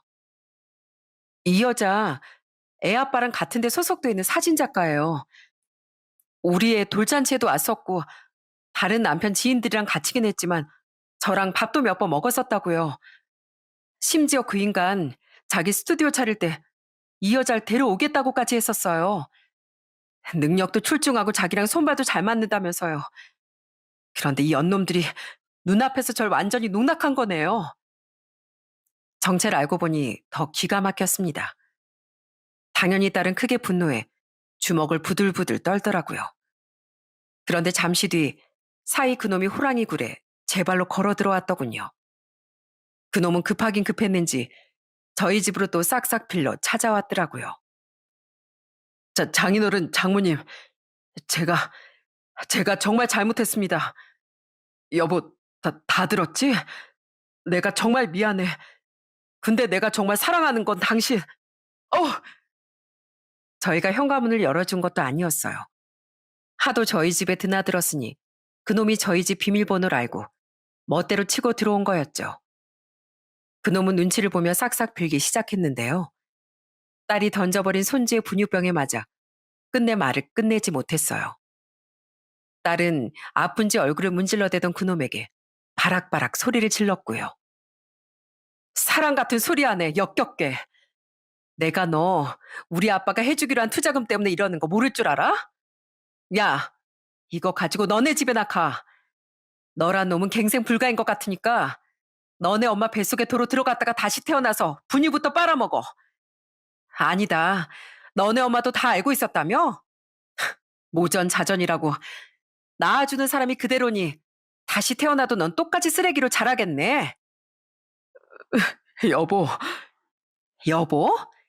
내가 임신했을 때부터 바람 피웠다던 놈이 여보 소리가 나오냐? 이제 막 돌진한 애 아빠란 놈이 바람? 넌 평생 애 얼굴은 보지도 못하고 살 줄 알아. 그걸로 끝이 아니었습니다. 아내는 거실에 걸려있던 가족 사진을 떼어내더니 그놈 앞에서 박박 찢어 그놈에게 던져버리더라고요. 니깟 놈이 찍어준 가족 사진 필요 없으니까 도로 가져가. 그럼에도 불구하고 그 지독한 놈은 끝까지 버티려고 들더군요. 솔직히 더는 그놈에게 손도 대기 싫었지만 그놈 얼굴을 계속 보고 있는 게 더 고역일 것 같아 저는 그놈의 뒷덜미를 잡고 끌어내버렸습니다. 그놈은 힘으로 버티려고 했지만 아직 거나하게 취했던 술기운이 남아있어서인지 결국 제 손에 끌려 나오더라고요. 장인어른, 제발요. 그럼 제 스튜디오는 어떡하고요? 이미 그만둔다고 걔도 저도 사표까지 다 냈는데요. 역시 그게 본심이지? 감히 내 딸 눈에 피눈물 흘리게 해놓고 자넨 잘 살 수 있을 줄 알았어? 어디 꼴 좋게 폭삭 망해보라지. 뻔뻔한 놈 같으니라고. 야 미니야, 여기 벌레약 좀 가져다 뿌려라. 벌레 같은 이놈 아주 박멸시켜버리게. 완전히 눈이 희번득해진 제 딸이 정말 뿌리는 벌레약을 들고 오자 그제야 그놈은 더는 끝까지 붙잡고 있던 현관문을 놓곤 도망가 버리더군요. 그놈이 가자마자 저는 바로 현관 비밀번호부터 바꿔버렸죠. 다음날 저와 딸은 손주를 아내에게 맡기고 딸의 집으로 향했어요. 딸과 손주의 짐을 싸서 저희 집으로 가져가려고요. 그런데 사위와 사돈 집 인간들은 마침 그 집에 다 같이 모여 대책회의라도 하고 있었나 보더라고요. 비밀번호를 치고 집에 들어갔더니 사위와 사위의 부모, 그리고 사돈 처녀까지 놀란 눈으로 우리를 쳐다보고 있었거든요. 그리고 그들은 우리에게 달려와 전날의 그놈처럼 싹싹 빌며 우리를 설득하려고 들었습니다. 사돈 어른, 이 얘기 다 들었습니다. 우리 애가 크게 실수를 했다면서요? 실수요? 그쪽들은 바람이 실수입니까? 그리고 당신들도 다 알고 있었다면서. 이 더러운 집구석 같은 이라고. 아니, 우린 애가 말로 말려서는 안 들으니까 직접 그 여자애까지 있는 자리에서 다시 반대하고 설득하려고 했죠. 애미가 우리한테 얼마나 잘했는데 우리가 설마 애미한테 그런 잘못을 저지르려고 했겠습니까? 새언니, 정말이에요. 저랑 엄마 아빠는 오빠를 말리려고 그런 거예요. 그리고 들어보니까 저희 오빠도 사실 그 여자한테 그렇게 큰 진심도 아니었대요. 우리한테 소개시키려고 한 것도 그 여자가 하도 졸라서 무작정 헤어지면 너 죽고 나 죽자 식으로 앙심 품고 업계 소문 다 내버릴까 봐 우선 들어주려고 한 거래요. 안 그래도 조만간 헤어질 생각이었다니까 한 번만 봐주세요. 네? 보통은 그럴 땐 너무 염치가 없어서 입도 못 대지 않습니까? 정말 하나같이 인간들이 모두 다 철면 피더라고요. 딸은 그런 그들을 향해 차갑게 쏘아붙였죠. 다들 염치도 잃어버리고 끝까지 애걸복걸하는 꼴을 보니까 이 인간이 자기 스튜디오만 차리면 뭐 대성이라도 할 줄 알았나 봐요. 저런 의리도 없고 개념도 없는 인간이 사업을 잘 이끌어봤자 얼마나 한다고. 한심하긴. 그리고 당신들은 다들 날 가족이 아니라 돈으로만 봤던 거네요. 그러니까 저 인간 사업만 성공하면 며느린 바뀌어도 상관없다고 생각한 거 아니겠어요? 애미야, 우린 그런 게 아니라 정말로 그런 변명 같은 거 집어치우세요, 아저씨. 애써봤자 난 저 인간 비참하게 버려버릴 거고 우리 아빠가 저 인간 사업에 투자하시는 일은 절대 없을 테니까. 그나마 그 집안에서 저 인간이 개천에서 난 용, 아니 개천에서 기어난 무지렁이 정도 됐는데 내가 그런 저 인간 반드시 무너뜨리겠다고 약속할게요. 어디 기대하세요. 쓰레기 같은 인간들. 어떻게 집안에 제대로 된 인간들이 하나도 없어. 하나도 빼놓지 말고 평생 인생 망해버리라지. 내 딸 가슴에 비수 꽂은 인간들은 전부 내 원수 아니겠습니까? 저는 그런 그들에게 악담을 퍼부으며 딸과 손주의 짐을 싸서 그 집을 나왔습니다. 어차피 제가 큰돈을 보태줘서 샀던 그 집이야 나중에 팔아서 재산 분할해도 상관없는 거였으니까요. 아는 변호사를 통해 미리 상담을 좀 해봤는데 저희 같은 경우엔 딸이 집을 나와도 불리할 게 없다고 말해줬었거든요. 이미 틀렸다고 생각한 건지 그 집안 인간들은 망연자실하게 짐을 싸서 나간 우리를 지켜만 보더군요. 단 한 사람, 사위만이 계속 우리 뒤를 쫓아다니며 울고불고 애원했었죠. 그리고 그 뒤에도 뭘 잘했다고 그놈은 계속 이혼하지 않으려고 버텼습니다. 저와 아내도 딸도 그놈의 전화를 받지 않았더니 그놈은 아예 저희 집 앞까지 또 찾아왔더라고요. 바꾼 비밀번호 덕에 전처럼 멋대로 저희 집에 들어오지 못했지만요.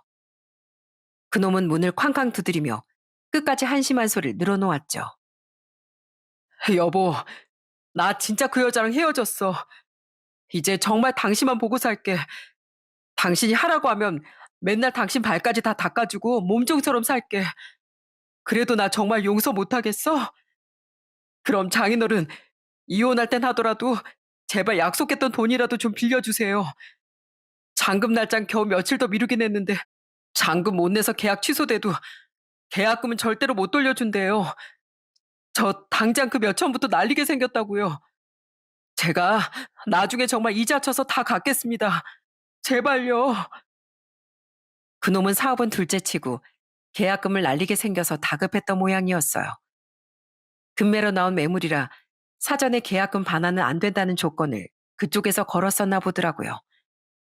정말 통쾌하기 짝이 없었죠.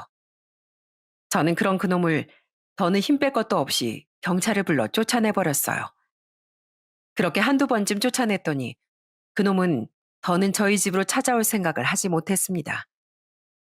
딸은 저와 친분이 있던 변호사를 통해 이혼 소송을 걸었습니다. 당연히 그놈과 상간녀에게 위자료도 청구했죠. 그리고 그걸로 끝이 아니었어요. 딸은 그동안 사위와 함께 그쪽 계통 사람들을 여러 번 만나 친목을 다졌었다더군요. 또 발이 넓고 활동하길 좋아하던 사위와 함께 사진업계 사람들과 여행을 다녀온 적도 몇 번 있었다고 해요. 딸은 그렇게 알게 됐던 사위의 지인들에게 모든 사실을 폭로해버렸습니다. 그 두 연놈 모두 완전히 개쓰레기라고 사실 그대로 일파만파 소문을 낸 거죠. 또 딸은 그놈과 상간녀가 소속됐던 에이전시에도 민원을 넣었어요. 혹시라도 그 두 연놈이 사표 낸 걸 은근슬쩍 없던 일로 치고 다시 거기서 일하려고 할까봐 그랬어요.